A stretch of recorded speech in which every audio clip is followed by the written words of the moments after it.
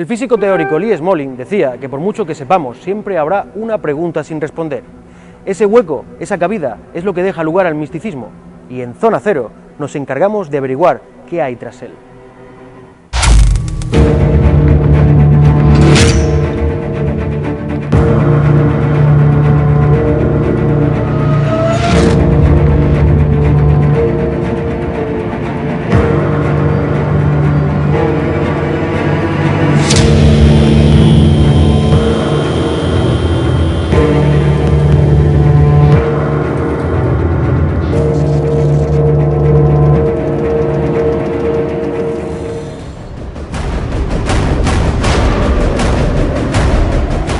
Iba eliminando a los chavales desde el que más le molestaba, que era el más pequeño y el que más cuidados requería, hasta ya los otros que eran un poquito más mayores y medio se podían ir valiendo por sí solos.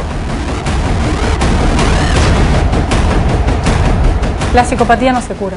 La psicopatía es algo inherente que está dentro de esa persona, de ser humano. La psicopatía se produce por una falta de mecanismos de control.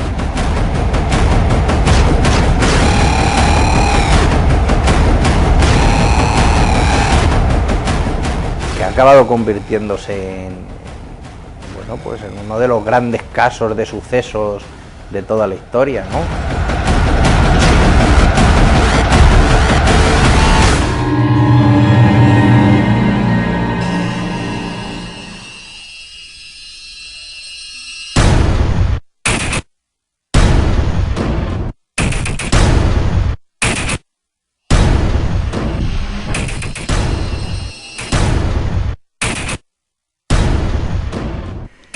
Nos situamos en la ciudad de Murcia, en la familia Martínez del Águila, y en particular en una de sus hijas, Piedad, una niña de solo 12 años, un rostro angelical con un inquietante punto de perversión en la mirada. Las crónicas de la época la describieron como extraña, irónica, juguetona, viva de pupilas y muy asustada.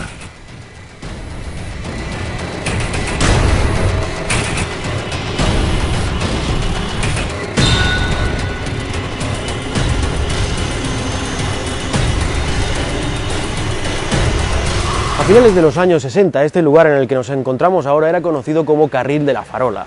Ahora mismo es la calle Sauce, y aquí, en uno de estos bajos, vivía por aquel entonces la numerosa familia Martínez del Águila. Una familia normal, trabajadora, humilde, pero con un detalle muy curioso. A finales de los años 60, de manera inexplicable, comenzaron a morir sus hijos más pequeños.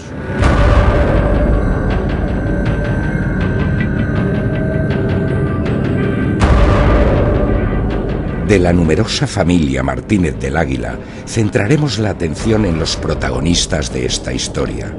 El padre, la madre embarazada de 7 meses, Piedad y los más pequeños de la familia, al cargo de los cuales estaba casi siempre la joven de solo 12 años.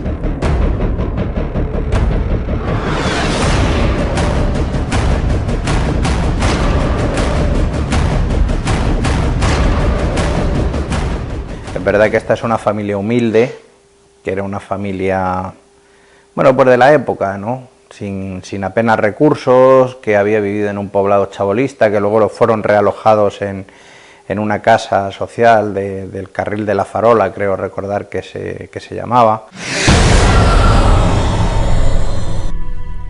El día 4 de diciembre de 1965 fallecía misteriosamente la más pequeña de la familia, María del Carmen Martínez, de 9 meses de edad.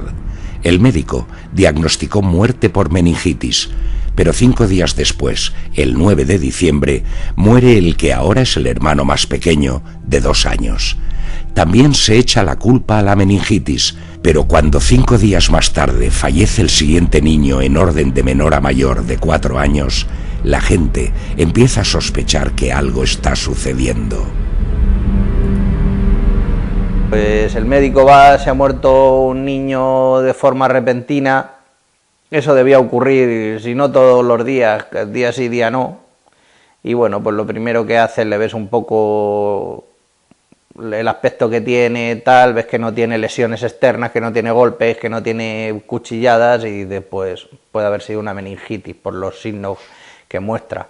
Cuando se muere el segundo dentro de una misma familia, pues el médico considerará, dirá, bueno, pues puede haberse contagiado del pequeño, el primero que murió. Bueno, pues también entra dentro de lo posible. Claro, ya empieza a mosquearse cuando se muere el tercero y todos en un plazo de 5 días. Cada 5 días se moría uno. Dice, bueno, ya esto, ya no avalo con mi firma que ha sido una muerte natural, ¿no? Quizás esto, unido o con la similitud a los síntomas que produce la meningitis, como son vómitos también y náuseas, dolores de cabeza, escalofríos en menores, aparte del cuello rígido, otra serie de cuestiones que hizo determinar a José Vicente Hurtado, que es el médico que en las 2 primeras muertes, en las 3 primeras muertes se trasladó al domicilio de los Martínez del Águila y en las 2 primeras certificó o determinó que la causa de la muerte era meningitis, valiéndose de los síntomas o de cómo la familia había visto esos últimos momentos, de la explicación. En este caso la explicación siempre ha sido la de Piedad, que fue, según cuentan los hechos, el miembro en el que murieron, en brazos de quien murieron sus hermanos pequeños. Las 3 muertes consecutivas de 5 en 5 días y de orden ascendente en edad de los más pequeños no parecen casuales. Los vecinos se inquietan. Tal vez la familia tenga una enfermedad contagiosa de 5 días de incubación o un extraño virus que salte de hermano muerto en hermano muerto. El caso es que empiezan a evitarles y las autoridades tienen que intervenir. Ante la posibilidad de un virus, las autoridades deciden internarlos en el Hospital Provincial de Murcia, hoy día Hospital Reina Sofía. Se les somete a diferentes pruebas médicas y no se encuentra absolutamente nada, así que se decide darles el alta para que pasen las Navidades en casa.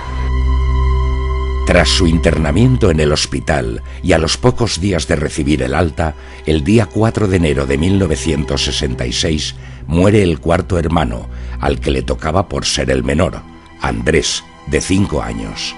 Las vísceras de Andrés y Fuensanta se envían a Madrid para analizar por el Instituto Nacional de la Salud. No se encuentra la presencia de ningún virus, por lo que se remiten al Instituto de Toxicología y los restos de los niños al anatómico forense. Ahora buscan un tóxico letal. Finalmente, se dictamina que los 4 niños fueron envenenados. Ahora la duda es, ¿por quién?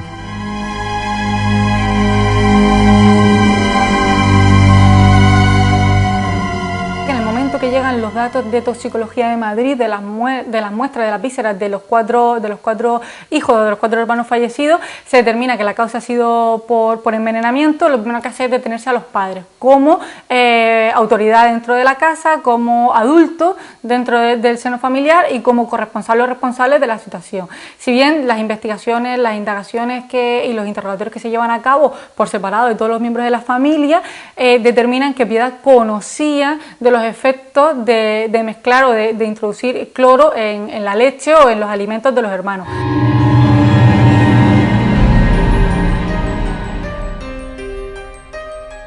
El 15 de enero de 1966, toda la familia Martínez del Águila fue ingresada aquí, en el Hospital Psiquiátrico de Murcia, con gran endurecimiento en las medidas de control. Los padres eran sospechosos, pero las autoridades no lo tenían nada claro. A la calle, María, cuida de tu hermano y cuida de la niña, que te vengo enseguida. Hasta luego. Confirmada la presencia de un potente tóxico en las muestras obtenidas de los cadáveres, todas las culpas se vertían sobre los padres, que llegaron incluso a ser procesados. Sin embargo, no por ello Piedad, de 12 años, se vio libre de sospechas, ya que era la que más tiempo pasaba con sus hermanos pequeños, cuidándolos, y estaba con ellos en el instante en que fallecieron. Y iba eliminando a los chavales desde el que más le molestaba, que era el más pequeño y el que más cuidados requería, hasta ya los otros que eran un poquito más mayores y medio se podían ir valiendo por sí solos.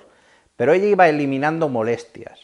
El bebé fuera el primero, luego la de 2 años también, luego el de 4, ¿entiendes? O sea que los 2 datos son muy significativos. Uno para, yo creo, considerar que no había una especial planificación porque no podía verla, y otro sobre sus motivaciones, que es que quería quitarse de en medio pues lo que más le incordiaba, ¿no?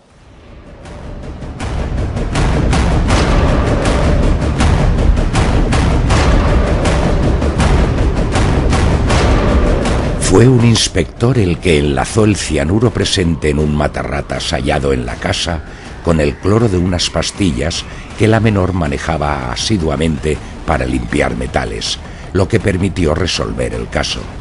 En presencia de la niña, el agente simuló que echaba una de esas pastillas en la leche y la pequeña le advirtió: «No haga eso, que puede hacer mucho daño a alguien».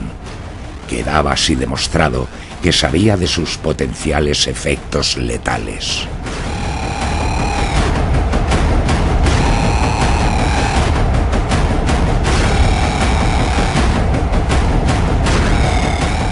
Yo creo que la mezcló pensando en que eran tóxicos, que los podría hacer enfermar, pero aparte la cantidad era letal. De hecho, con el resto no se determina en ningún momento de la historia, no se llega a saber por los análisis de toxicología que haya variado de la dosis, sino simplemente funcionaba y la siguió aplicando, utilizó lo que es claramente una dosis letal, es decir, mata al 100% de los seres vivos. Pues las sustancias son simplemente las que tienes a mano. Tampoco es una cría con preparación para buscar por ahí algún tipo de veneno que deje menos pistas, que no sé qué. Pues ella en la casa había matar ratas porque habría ratas y dijo: si mata a las ratas, mata a un bebé. Esto es cuestión de dosis. Y luego pues el cloro, que seguramente vería que en el bote donde había, decía ya una calavera, cuidado, muy tóxico, unas pastillas de cloro que utilizaba para limpiar los metales y la plata, que sus padres lo dejaban allí y le decían: nena, límpiame el candelabro, límpiame el no sé qué, y dijo: pues esto mezclándolo me lo llevo para adelante, seguro, y no se equivocaba, vamos.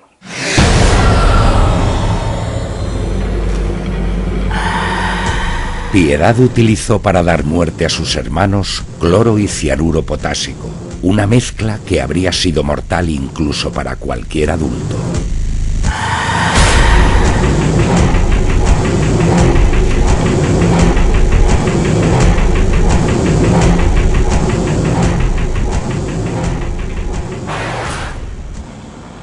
La inconsistencia en las declaraciones de Piedad, de la madre y del resto de los miembros de la familia hacen sospechar que la única que tiene conocimiento de los productos utilizados y de la consecución y de la administración de esos productos es Piedad. Por lo tanto, teniendo en cuenta que los hermanos murieron justo en sus brazos, que había sido ella la que estaba a su cargo, que había sido ella la última en administrarle el desayuno, llevaron a determinar que había sido ella la responsable y la autora de la muerte, sin ningún tipo de cooperación necesaria ni coautoría por parte de ningún otro miembro de la familia. Si ya luego, y como alguna vez he dicho, los periodistas de la época serían periodistas de su época, pero no eran tontos y tenían mucho olfato y eran grandes periodistas, ya más de uno desde el principio se empezó a barruntar que aquello no era normal y que la liebre iba a saltar antes o después. Y que si no habían sido los padres, había sido la hermana mayor y si no el segundo. El móvil o lo que hace o que inicia que estas secuencias criminales es el enterarse del último embarazo de la madre, o también está la otra hipótesis de que simplemente quería librarse temporalmente de ellos, enfermándolos, haciéndolos enfermar, pero finalmente consiguió librarse definitivamente de sus hermanos menores, y ello conllevó a que unida a esa tranquilidad de la certificación de la muerte por meningitis y de que pensaba que su método era infalible y no la iban a detectar, continuar asesinando. Si bien en serio, Piedad cumple con muchos de los rasgos de una asesina en serie.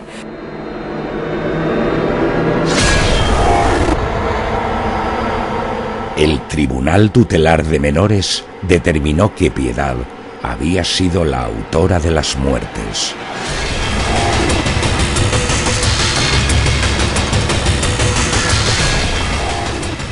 Cuando la policía, los médicos forenses y el juez llegan al convencimiento de que esta niña es la responsable, se encuentran con que es una menor de edad, de 12 años y tal, es una niña, y que no la pueden meter en prisión. Entonces directamente lo que se hace es buscar una salida, y la salida es cogerla y decir, bueno, pues con las monjas, creo que eran oblatas, que eran las que se encargaban un poco de ir acogiendo a todo aquel menor a que no se le podía condenar, pero que había hecho alguna barbaridad, y los metían allí y a tratar de rehabilitarlos, a mantenerlos encerrados de alguna forma, aunque no haya condena ni haya sentencia, porque no los puedes dejar en la calle. La psicopatía no se cura. La psicopatía es algo inherente que está dentro de esa persona, del ser humano. La psicopatía se produce por una falta de mecanismos de control, por un problema psicológico, biológico, incluso intrínseco de la personalidad de esa persona. La psicopatía, como mucho, se puede reconducir o no se puede reconducir, se mantiene latente hasta que se produzca otro episodio u otra fantasía homicida que cause esa impulsividad en el desarrollo de las actuaciones de una persona. Tras confirmarse la culpabilidad de Piedad, fue puesta a disposición del Tribunal Tutelar de Menores, que decidió su internamiento en el convento de las Hermanas Oblatas, que se encontraba justamente aquí, hoy día rehabilitado como residencia universitaria. Desde entonces, desde ese momento en el que Piedad es internada, se le pierde la pista para siempre. Se lanzaron ahí como fieras a seguir un caso que ha acabado convirtiéndose bueno, pues en uno de los grandes casos de sucesos de toda la historia, ¿no? Los Martínez del Águila, pues es uno de esos asuntos que para las crónicas de sucesos de toda la época figuran ahí, junto con otros cuantos, pues el crimen de los Galindo, los marqueses de Urquijo, los grandes casos de la historia negra de España y mucho más de Murcia pasan por este crimen.